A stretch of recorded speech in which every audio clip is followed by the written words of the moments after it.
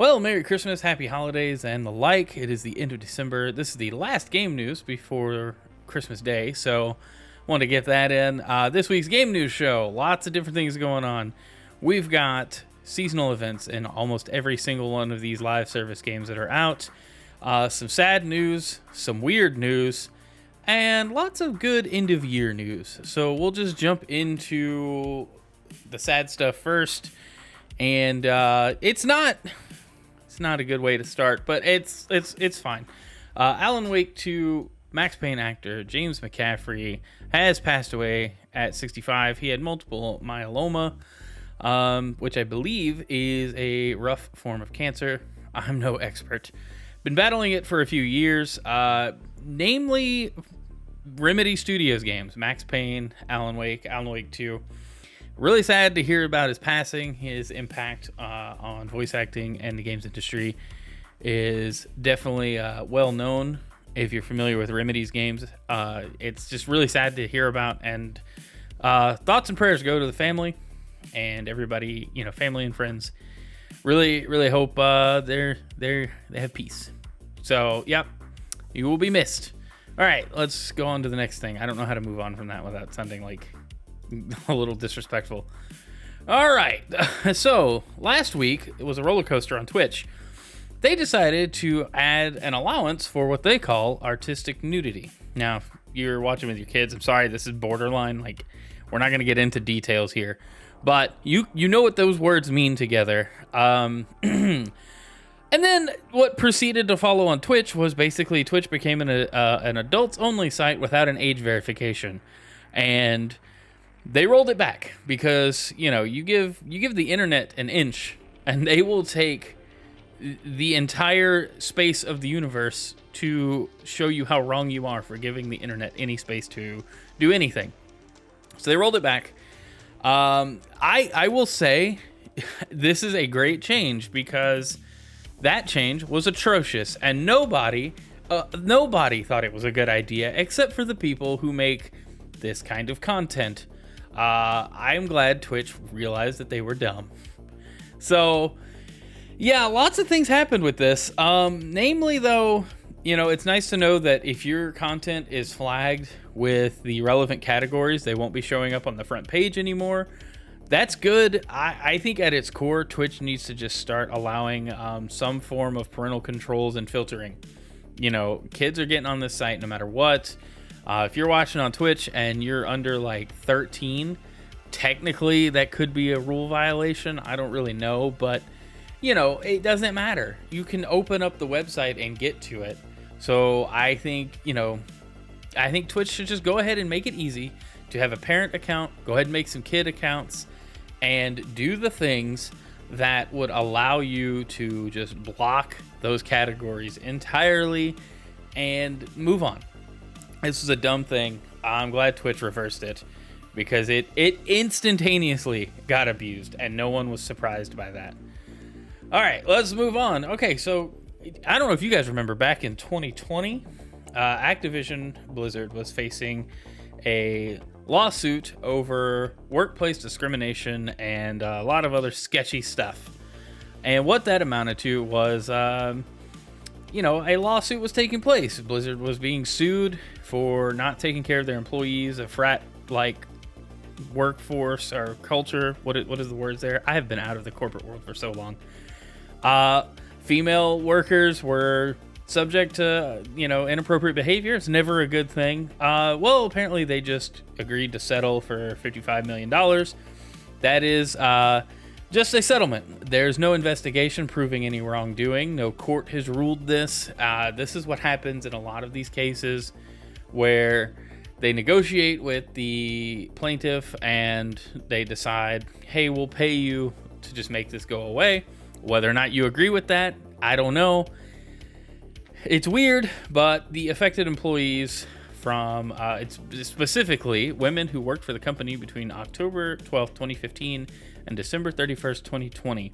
So it only took 3 years to finally get, something out of this lawsuit, settled. And settled in the sense that, like, we're moving on from it, but it's weird. But I guess that's, they agreed. So that's that. But it's weird because, nothing, I don't know that anything really changes or is fixed, but here we are. Activision is paying out more money right after Microsoft acquired them. So, yeah, take that for what you will. All right, let's go on to the next thing, which this is really, really bad. Insomniac suffers a major leak, 1.3 million files, and full game release dates slate. So this is wild. Insomniac recently got hacked. Games were released, not full games, but like news about games. So Wolverine release date is apparently part of a trilogy. New Ratchet and Clank, a new Spider-Man, a third Spider-Man game, a spin-off of Spider-Man game based on Venom. I think this is just ridiculous that these leaks are even still happening to big companies. Like, a lot of this is due to not necessarily like hacks in the sense that somebody's like, I broke through the firewall. It's more like, hey, I called customer service and talked the guy into getting his password, and now I have access to files that I shouldn't have access to, and I'm now holding them ransom. It's really a bummer that this still happens so much, but hacker's gonna hack. What are you gonna say? Social engineering is a very strong way to do it. I have no proof of that's how this happened. It says the hacker group was profiled in a security threat report, and they announced on December 12th they would auction the data for at least 50 Bitcoin, or roughly $2 million. So Insomniac didn't pay. The leak began. This is basically what happened to Sony before. Sony as a company has been hacked so many times over the years. It is ridiculous. But yeah, it's a bummer because, stuff, it's kind of like when that PowerPoint for Microsoft's like hardware announcements got posted a little early. What ends up happening is stuff that wasn't ready to be announced or announced in the way that it was leaked always ruins the actual announcement of these things. Like, yes, we knew another Spider-Man game was coming. We knew the Wolverine game was coming. We all had hype for it. But now it's just kind of like, well, okay, it's not any new information, but I guess it's more details on that information. And then anything that was supposed to be a big surprise is now not a surprise. It's very weird, very disappointing. I don't know, Sony, you guys got to lock this stuff down. And really every company needs to, but it just keeps happening. It's weird that it's happening in 2023. All right, let's move on. The DLC for Pokemon Scarlet and Violet, the Hidden Treasure of Area Zero, Part 2, the Indigo Disc. So the DLC's second part, released last week. We'll be hitting this up on stream pretty soon. I'm excited to play through it. Lots of cool stuff they added. A lot of questionable decisions were made. Apparently, like all the legendaries being shiny locked. Why would they do that? Why would they do that? I have no idea. But, Game Freak, they do what they do. But it's cool. I'm excited to get to the second part and learn the story and dive into that. Speaking of video games, because that's what this is, game news. Sea of Stars announced over 4 million players since launch. Got my words twisted there.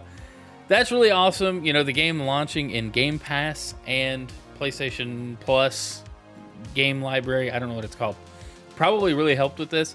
But the coverage of this game is overwhelmingly positive, and it took Best Indie Game at the Game Awards, so it's well deserved, and it's not surprising, and I'm really excited for the future of this game. I still haven't played it myself, but everything I've seen on this game makes me want to play it more.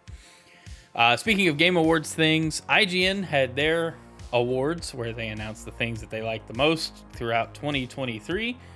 We'll just run through this list that they published here in this article. Best puzzle game, Cocoon. Cool. A lot of good coverage of that game. Looks interesting. Best indie game, Dredge. Again, neat. Indie games are really cool. Best fighting game, Street Fighter 6. I don't fighting games, so I assume so. Best racing game, Forza Motorsport. Not a surprise. Forza is really the best in the industry as far as accessibility, both from a casual to full racing rig setup, and then if you need accommodations to enjoy the game, they definitely take the cake there. Visuals are always top notch. So weird glitches with this release, but it's a service game. It'll get patched out eventually. Best sports game, MLB The Show 23. Sure, I don't play sports games too often. Best strategy game, Fire Emblem Engage. I totally forgot that came out, so congratulations. Best platformer, Super Mario Bros. Wonder. Not a surprise. Well deserved. Best animated TV series, Scott Pilgrim Takes Off. I haven't watched this at all. It looks neat. Best comic book TV series, Gen 5 or Gen V. What's it called? I don't know. It's on Amazon. Then they have a full list here. Their best movie of the year. Best open world. See, why wouldn't they feature this? Their best video game is Tears of the Kingdom. Best open world game is Tears of the Kingdom. Let's see. Best Souls-like, Lies of P. That game looks awesome. I haven't played it yet. Best action game, Jedi Survivor. That's amazing. Best sci-fi fantasy movie, Spider-Man Across the Spider-Verse. That's awesome. Best RPG, Baldur's Gate 3. Best PC game, Baldur's Gate 3. Best Baldur's Gate 3, Baldur's Gate 3. Anyway, I'm sorry, that was dumb. So their best PlayStation game, Baldur's Gate 3. Their best Xbox game, Alan Wake 2, and then best Nintendo game was Zelda Tears of the Kingdom, which all makes a lot of sense to me. So good job to the winners. IGN, I don't know if anybody's paying attention to your awards, but hey, thanks for giving out awards for stuff. And then top 10s are popular this time of year. Game Informer has published their top 10 games of this year. So we'll quickly run through these because these are pretty legit. At number 10, Street Fighter 6. Apparently this game was good. Number 9, Sea of Stars. Look, we've got to play this game on stream. Look at this. Look at this screenshot. That's a big old dragon in a mountain. Pixel art. Lots of colors. I really want to play this game. Number 8, Jusant. It looks good. Number 7, Mario Bros. Wonder. I mean, it really is a good game. Number 6, Jedi Survivor. I need to play this game. I only recently finished the first one earlier this year.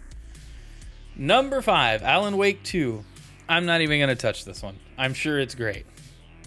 Number 4, Resident Evil 4. They did that on purpose. Resident Evil 4 remake. They just wanted it in slot number 4. Number 3, Spider-Man 2. Hey, Spider-Man 2 gets some recognition. Good job. Number 2, Baldur's Gate 3. Not a surprise, but what's number 1? Oh, that's right. Zelda Tears of the Kingdom. So, of course, Zelda is really the best winner of all gaming all year round. Best game of 2023 as far as I'm concerned. I still haven't finished it. We will get to that soon. All right. So, that all being said, let's talk about my favorite, well, one of my favorite times of the year is Christmas. I think it's a lot of people's favorite time of year, but I like the events that come to service games. Well, I say service games. It's such a boring thing. Multiplayer games like to get multiplayer events, Christmas-themed events, Christmas skins, and other things going on. So here's 4 that started in the last couple of days in no particular order. Well, it's actually the order that the tabs are in. Halo started Winter Contingency 3. So a free 20-tier pass to unlock holiday rewards, skins, icons, emblems, and the like. All free. Fortnite Winterfest is back. There's in-game events on the map, daily gifts just for logging in. Last year's winter event was pretty solid. This one's looking to be pretty good too. So definitely log in and get your free stuff. I think it stacks. Like, so if you miss a day, you get the previous couple of days or whatever. Make sure you log in though and actually get it. Overwatch.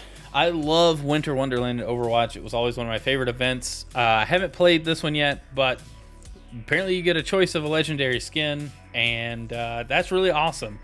You know, you get other Winter Wonderland unlocks there as well, and I love the snowball fight modes. Those are some of the most fun I have played in most fun modes in any multiplayer game, because they're ridiculously like sweaty and fun and stupid, and I just love them. So that's Overwatch 2's Winter Wonderland event. And then lastly, Pokemon Unite has their Snowball Battle event out now. There's a bunch of other stuff, Pokemon Unite through the holidays, that they like roll out in parts, but definitely get in there and take advantage of that.